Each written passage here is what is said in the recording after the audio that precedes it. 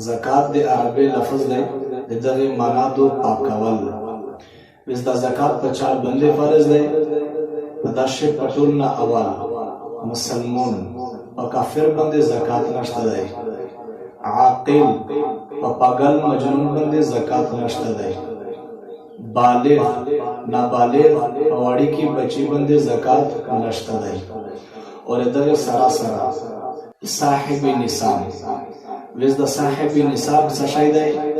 صاحب نصاب هر هغه سړی ته ویل کیږي چې د 1.7 تولې سونا یعنی 7.5 تولې سرزر یا د هغه برابر پیسې 52 تولا سپینزر یا د هغه برابر پیسې یا مال تجارت.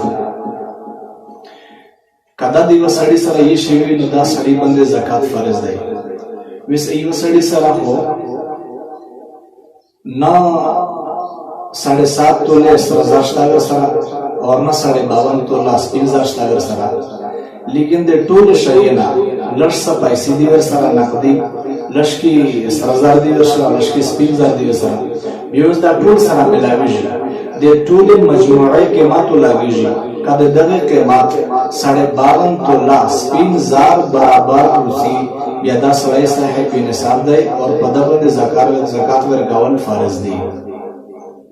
इधर सरा माल तिजारत पद कोनक्ष जसुम रमालिय शबी खुशाब दादे पशच पदाबंद मुकम्मल कुल तरशवई और पदाक्ष फर्नीचर शामिल न दे दिकोन पक्ष शामिल न दे कुर्सी मेजिना टेबल पक्ष शामिल न दी सिर्फ आचिकी माल ये शरे आपश शामिल दे.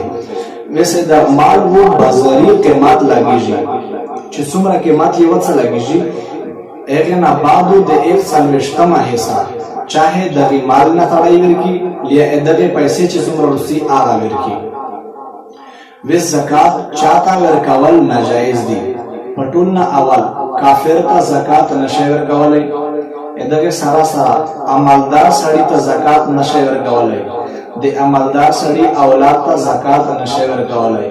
خوان خپل بیبی ته زکات نشي ورکولای. بیبی خپل خوان ته زکات نشي ورکولای. اور په دغه رنګه اصول اور فروع څه مطلب دی چې سړی د کینه خلک نه پیدا شوی دی یا د سړی نه کیم خلک پیدا شوی دی ودا ته زکات نشي ورکولای. ارسونه سره داسې ظلم به کوي کستای چې خپل لور او خپل نکاح خپل مور او خپل نکاح نیو اګلور طرف نه ها د نور طرف نه ها ودا ته زکات نشي ورکولای. اور په دغه رنګ خپل بچی ته او خپل مسی ته خپل لیر ته او خپل مسی ته که هغه د زوی د طرف وي که هغه د لیر د طرف وي ودا خلک زکات نشي ورکولای.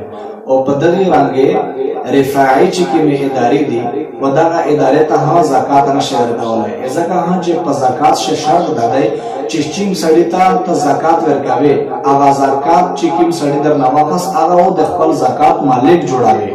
نو د رفاعي چې کومه ادارې دي په داسې د تملیک شرط نه رسي ځکه واته ورکول جایز نه دي. اور په دغه رنګ سادات یا بني هاشم چې کوم خلک دی ودا ته زکات ورکول جایز نه دي.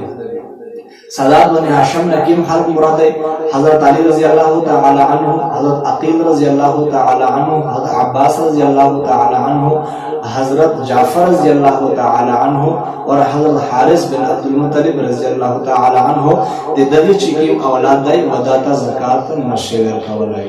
اچھا زکات کوم خلک ورکولای شي؟ پاشه پټول اول فقیر سړی ته زکات ورکولای شي. فقیر سړی څه شي؟ فقیر معنا دا غدو چې کوم سړی صاحب نصاب نوي هغه سړی ته زکات ورکولای شي. مسکین سړی ته زکات ورکولای شي. مسکین معنا دا غدو چې د یو سړي سره هیڅ نشته دی بالکل غریب دی په دغه سړی ته زکات ورکولای شي. اور دوام عاملین څه معنا دو؟ عاملین ورته یی چې کوم خلق د حکومت اسلامیه د طرفنا د خلق نه د زکات په وخستل باندې مامور جوړ شوی وي هغه خلک زکات ورکولای شي.